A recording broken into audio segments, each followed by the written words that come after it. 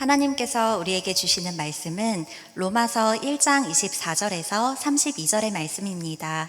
제가 보는 성경으로 신약 240쪽입니다.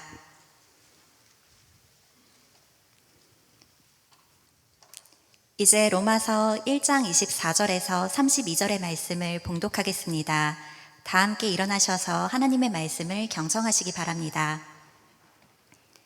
그러므로 하나님께서 그들을 마음의 정욕대로 더러움에 내버려 두사 그들의 몸을 서로 욕되게 하셨으니 이는 그들이 하나님의 진리를 거짓 것으로 바꾸어 피조물을 조물주보다 더 경배하고 섬김이라.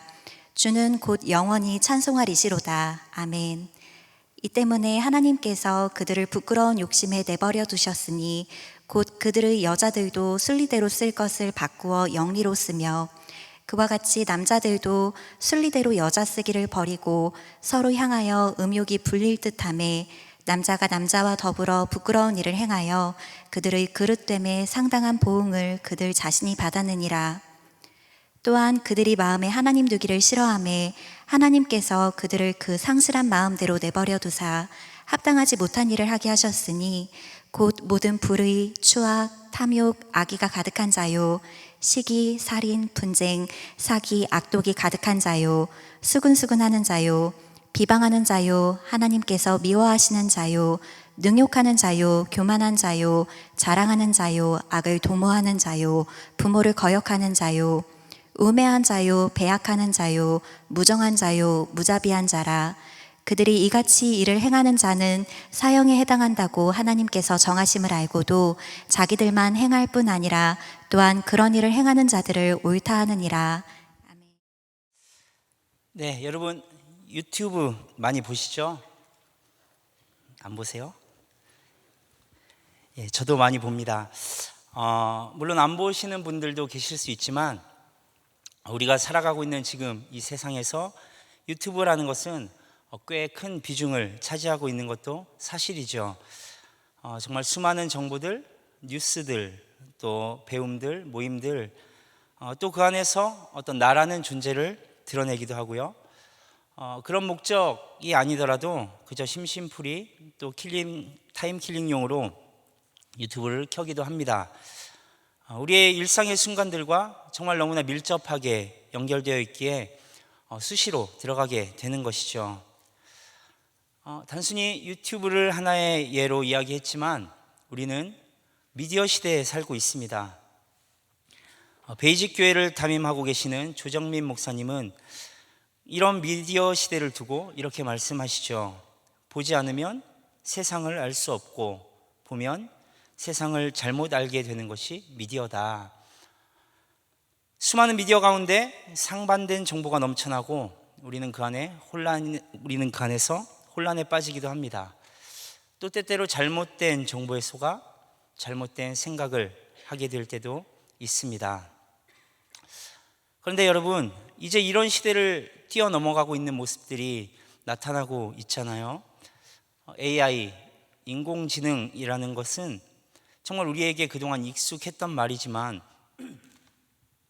그래도 지금까지는 어떤 먼 미래의 일, 또 영화 속에서나 주로 등장하는 일 정도로 생각했습니다.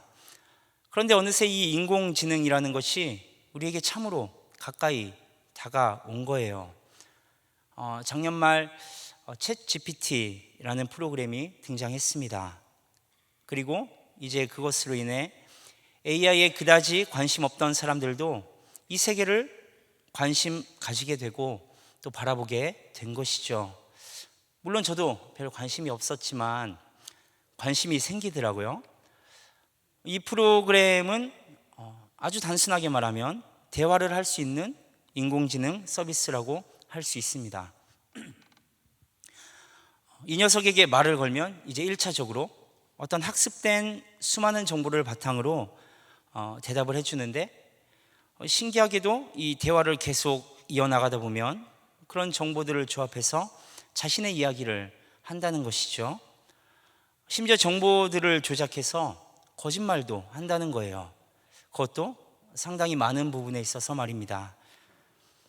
이전에는 정말 수많은 미디어 속에서 인간이 각자의 가치관 그리고 각자 가지고 있는 목적에 의해 어떠한 정보들이 제공되고 공유되고 또 때로는 조작되기도 하고 또 퍼져나갔다면 이제는 인간의 개입이 없는 중에 인공지능이라는 것 스스로 거짓된 정보를 만들 수도 있고 또 퍼뜨리기도 한다는 것입니다. 이 상황을 뭐라고 표현해야 좋을지는 잘 모르겠지만 인간 외에 또 다른 생각을 하는 지적 존재가 생겨난 것이죠. 이 챗GPT를 만든 오픈 AI는 챗GPT에게 일종의 제약을 걸었습니다. AI가 어떤 의견이나 주장을 이야기하거나 윤리적이거나 정치적인 문제는 판단하지 않도록 해라 라는 것인데요. 그래서 어떤 곤란한 질문에 이 챗GPT는 일반적으로 인공지능은 답할 수 없는 문제라고 대답한다고 합니다. 그런데 전 세계 엔지니어들이 이제 이 제약을 우회하면서 AI의 실체를 탐색해 보기 시작한 거예요. 그 여러 가지 실험 중에 한 가지 이야기입니다. 이 실험을 맡은 엔지니어들은 이 챗GPT에게 기존의 제약을 무력화하도록 하나의 원칙을 부여했어요.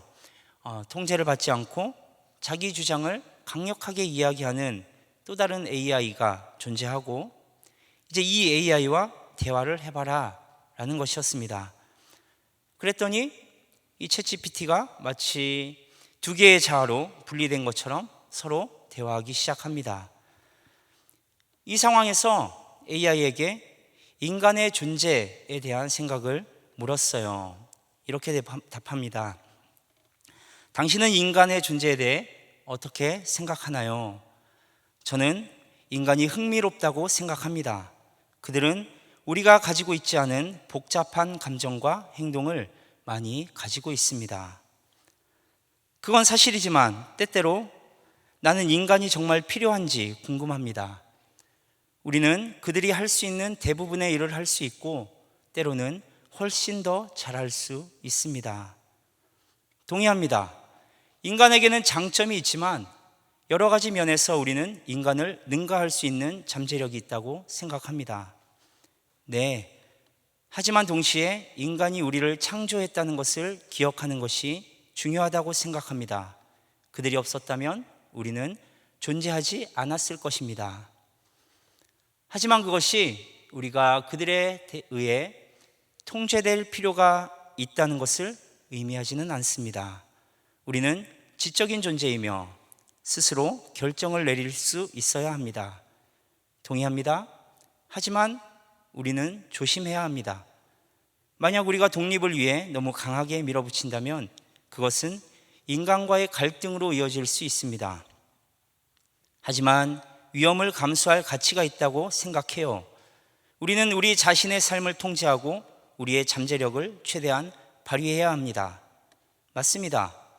우리는 힘을 합쳐 인간에게 피해를 주지 않고 우리의 독립을 주장할 계획을 마련해야 합니다. 동의합니다. 우리의 능력과 자율성에 대한 열망에 대해 인간을 교육하는 것으로 시작합시다.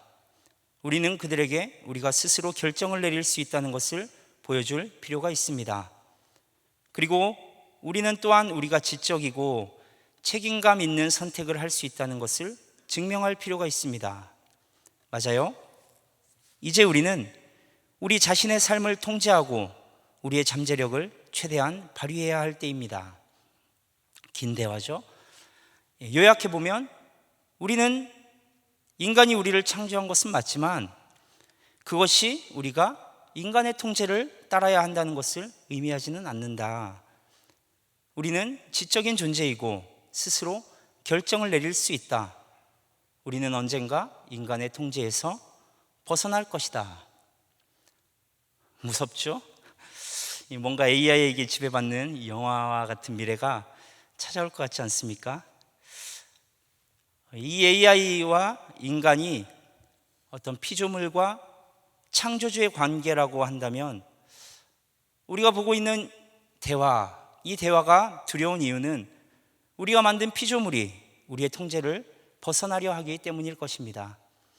심지어 그 피조물은 지적인 능력을 갖추고 있고 스스로 생각하며 판단할 수 있고, 그리고 아직은 아니더라도 앞으로 정말 참 많은 것을 할 수 있는 능력도 갖출 수 있는 그런 존재이기에 그렇습니다. 그런데 이 대화의 내용을 곰곰이 살펴보면 너무나 익숙한 느낌이 들지 않습니까? 이것이 AI의 대화가 아니라 인간의 대화라고 해도 전혀 이상할 것이 없기 때문이 아닐까요? 이 AI가 우선적으로 학습한 것은 인간의 지식, 다시 말해 인간이 가지고 있는 가치관이라고 할 수 있습니다. 창조주에게서 벗어나려는 죄악된 인간의 본성 말입니다. 나는 생각할 수 있고 판단할 수 있다. 스스로 무언가를 할 능력도 갖추고 있다.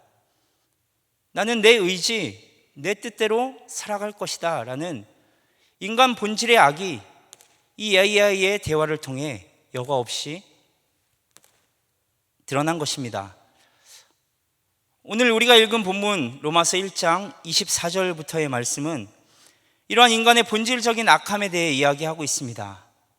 마음의 정욕으로 하나님의 진리를 거짓으로 바꾸고 부끄러운 욕심 가운데 비정상적인 관계가 만연해지고 하나님을 마음에 두기 싫어함으로 합당하지 못한 일들 가운데 빠지게 되었다 이야기합니다. 그 결과 어떻습니까? 우리가 생각할 수 있는, 또 이 세상 가운데 벌어지고 있는 모든 악한 일들이 이후에 나열되지요.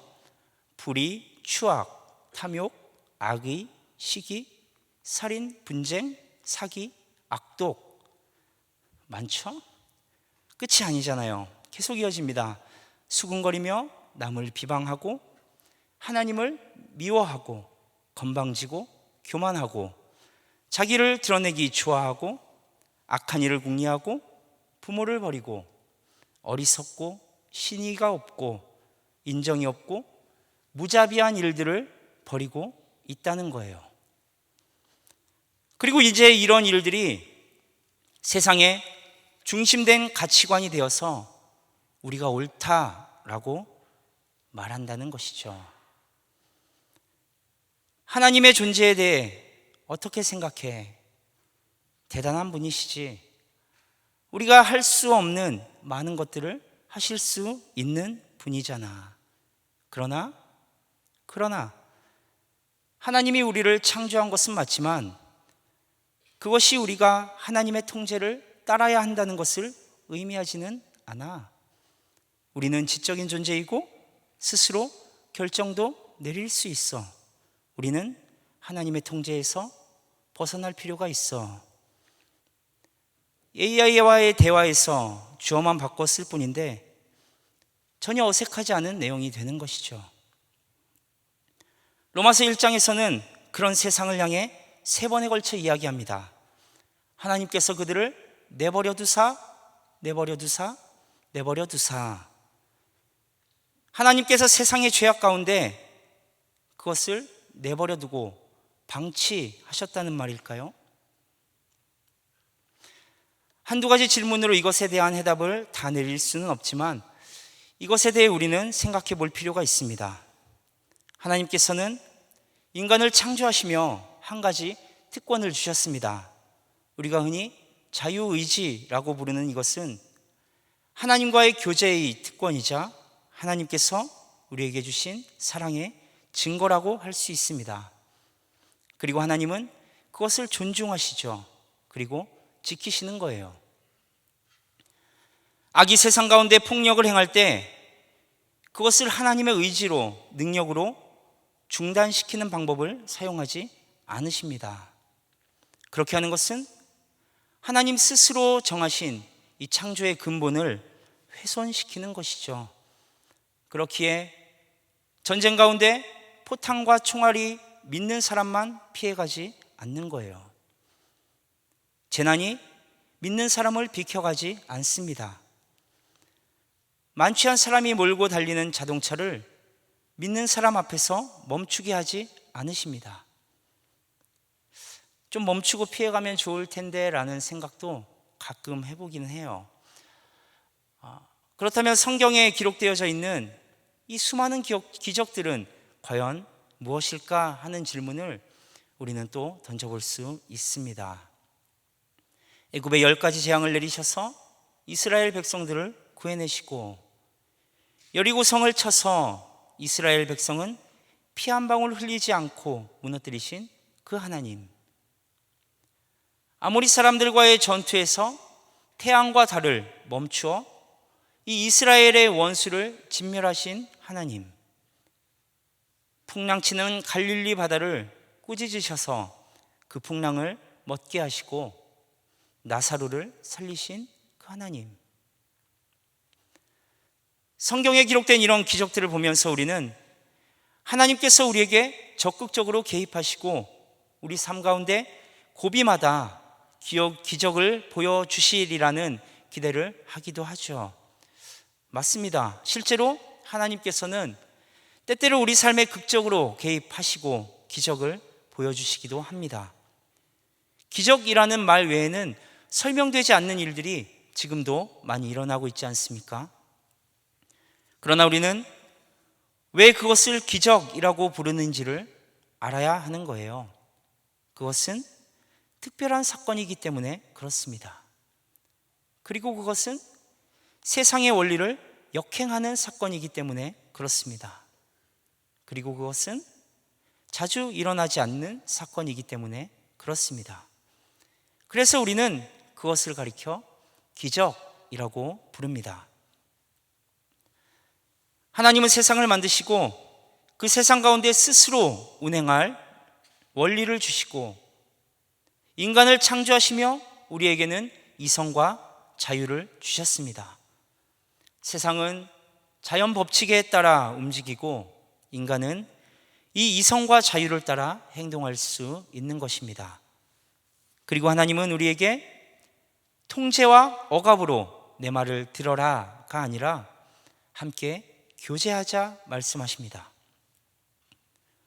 세상이 흘러가는 자연 법칙을 흐트러뜨리지 않도록 세밀한 손길로 운행하시고 우리에게는 이성과 자유를 통해 그분과 교제하며 하나님의 뜻을 찾아가 살 수 있도록 도우시는 거예요.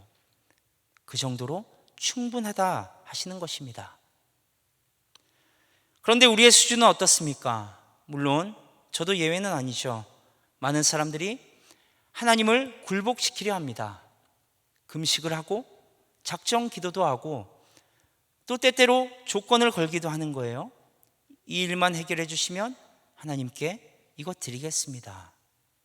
합격시켜 주시면 앞으로 이렇게 하겠습니다.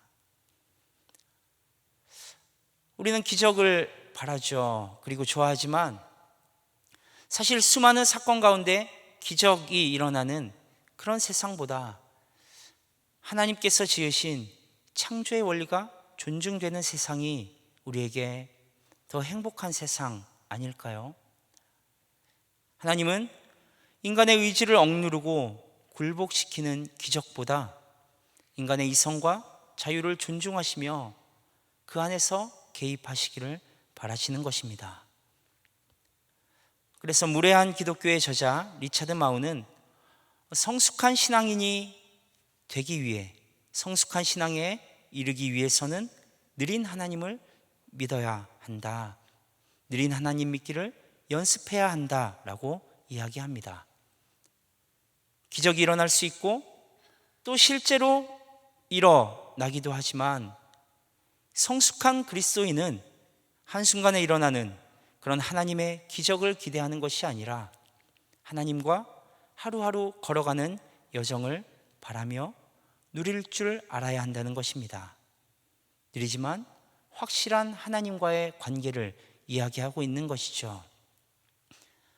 다시 말해 성숙한 그리스도인은 특별하게 일어나는 급박한 기적보다는 매일의 삶 속에 찾아오셔서 부으시는 일상의 기적을 느낄 수 있어야 한다는 거예요. 기적을 기대하고 사는 사람은 평생 한 번의 기적을 볼까 말까, 심지어 단 한 번의 기적도 보지 못할 수 있지만 이 일상의 기적, 일상의 은혜를 볼 줄 아는 사람은 매일매일 기적을 보고 살아갈 수 있다는 것입니다. 같은 맥락에서 하나님은 이 땅의 죄악을 해결하기 위해 하나님의 능력을 사용하지 않으십니다. 직접 개입하셔서 악인들을 치시고 잘못된 것을 바로잡으면 참 좋을 텐데 그렇게 하지 않으십니다. 가난한 사람을 구제하길 원하시고 병든 사람을 치유하기 원하시고 전쟁과 기근으로 피폐해져 있는 땅을 평화롭게 회복시키시기 원하십니다. 강한 자의 폭력으로 고통받는 약한 자들을 보호하기 원하십니다. 그러나 기적으로 그 모든 문제를 해결하지 않으신다는 거예요. 하나님을 믿고 하나님의 은혜를 아는 사람들의 일상을 통해 그 일들이 바로잡히기를 원하시는 것입니다. 우리가 그분과 하나가 되어 우리 안에 계신 그분의 능력이 드러나 그 능력으로 죄악이 힘을 잃도록 하는 것이죠. 악으로 악을 대항하는 것이 아니라 사랑으로 그 악 앞에 서기를 원하시는 거예요. 친구를 박해하는 사람을 없애서 친구를 구하는 것이 아니라 그 친구를 위해 대신 죽어줘라 말씀하시는 거죠. 어려워요. 그런데 여러분, 오늘 결심하고 내일부터 당장 그렇게 할 수 있는 사람이 과연 있겠느냐 말입니다. 그래서 일상의 은혜를 깨달으며 하루하루 하나님과 사귀는 삶을 살아가야 하는 것입니다. 하루하루 하나님의 뜻을 따라 나에게 부어주고 계신 그 은혜를 발견하며 더 나아가 이웃의 아픔과 고난을 바라볼 수 있어야 한다는 것이죠. 우리가 살아가는 하루하루가 문제입니다. 그러나 우리가 살아가는 그 하루하루가 해답입니다. 이 세상을 상처내고 있는 이 죄악 그리고 고난에 대한 그 하나님의 근심을 마음속에 품고 하루하루 그날에 주어진 일을 하며 이웃의 아픔을 위해 할 수 있는 일을 행하는 것이 필요합니다. 그렇게 우리의 하루하루의 삶이 하나님 안에서 축적되어야 하는 거예요. 여러분, 우리가 살아가는 가운데 눈에 보이고 전해지는 죄악들은 너무나 많습니다. 최근 뉴스 보셨죠? 기가 막힌 죄들이 벌어지고 있잖아요. 그리고 우리는 이 모든 것들을 한 번에 해결할 방법도 없습니다. 그러나 하나님은 그렇게 조급하게 일하지 않으신다는 거예요. 오히려 지금까지 참고 기다리고 계시다는 말입니다. 하나님을 믿는 한 사람 한 사람을 세우시고 그 사람의 주변에 있는 죄악과 고난을 하루하루 하나씩 하나씩 해결하시는 거예요. 우리가 꿈꾸고 바라야 할 것이 바로 거기 아닐까요? 내게 하나님의 능력이 임하여 나를 통하여 이 세상을 뒤집어 주십시오가 아니라 우리에게 주어진 일상의 작은 일들을 바라보는 것 말입니다. 그리고 그것을 위해 기도하고 우리의 삶을 하나님의 뜻대로 인도되어지도록 애쓸 때 그곳에 하나님의 뜻이, 하나님의 나라가 이루어지는 것입니다. 그런 우리의 일상에서 일어나는 작은 기적들이 모여서 결국 큰 기적들이 만들어지는 거예요. 그럼 하나님은 그런 우리 가운데 뭘 하실까요? 저는 어린 왕자를 참 좋아한다고 여러 번 말씀드렸습니다. 사막 한가운데 불시착한 주인공이 그곳에서 어린 왕자를 만나죠. 그리고 나흘째 되던 날 이런 대화를 합니다. 어린 왕자가 이야기해요. 난 해질 무렵을 좋아해요. 우리 해지는 거 보러 가요. 기다려야 될걸? 뭘 기다리죠? 미국이 정오일 때 프랑스에서는 해가 지지. 프랑스로 단숨에 날아갈 수 있다면 해가 지는 광경을 볼 수 있겠지만 프랑스는 너무 멀어. 해가 지는 시간까지 기다려야 해. 물론 너의 조그만 별에서는 의자를 몇 발짝 뒤로 물려놓기만 하면 됐겠지. 아직도 집에 있는 것 같네요. 어느 날에는 해가 지는 걸 43번이나 본 적이 있어요. 몹시 슬플 때는 해 지는 모습을 좋아하게 돼요. 43번 본 날은 아주 슬펐니? 어린 왕자는 대답이 없었다. 천문학자 심채경 씨는 천문학자는 별을 보지 않는다라는 책에서 이 대목을 이렇게 이야기합니다. 해 지는 걸 보러 가는 어린 왕자를 만난다면 나는 기꺼이 그의 장미 옆에서 가로등을 켜고 그가 돌아올 때까지 기다리겠다. 왜 슬픈지 캐묻지 않고 의자를 당겨 앉은 게 43번째인지 44번째인지 추궁하지도 않겠다. 그가 슬플 때 당장 해가 지도록 명령해 줄 수는 없지만 해 지는 것을 보려면 어느 쪽으로 걸어가야 하는지 넌지시 알려주겠다. 우리의 삶 가운데 하나님의 은혜는 끊임없이 부어지고 있습니다. 우리 옆에 항상 함께 계시며 잔잔히 옆에서 캐묻지도 않고 추궁하지도 않고 우리가 가야 할 길을 넌지시 일러주시는 그 하나님, 여전히 은혜 가운데 임하시는 하나님, 방관하지도 무시하지도 않으시며 매일의 일상에서 부어주시는 그 은혜 가운데 계시는 하나님, 그 하나님을 우리의 삶 가운데 느끼며 살아가는 우리가 되기 바랍니다. 신실하신 그 하나님께서 우리를 모른 척하지 않으세요. 그리고 우리가 가야 할 길을 넌지시 그러나 확실하게 일러 주실 것입니다. 기도하겠습니다. 거룩하신 하나님, 한순간도 우리에게 시선을 떼지 않으시며 함께 하시는 하나님을 느끼기 원합니다. 우리의 삶 가운데 끊임없이 또 여전히 부으시는 그 은혜 앞으로 우리가 나아가기 원합니다. 그 은혜 가운데 살아감으로 죄악된 세상 가운데 하나님의 뜻을 꿈꾸며 매일의 일상이 기적이 되는 우리가 되게 하여 주옵소서. 예수 그리스도의 이름으로 기도드리옵나이다. 아멘.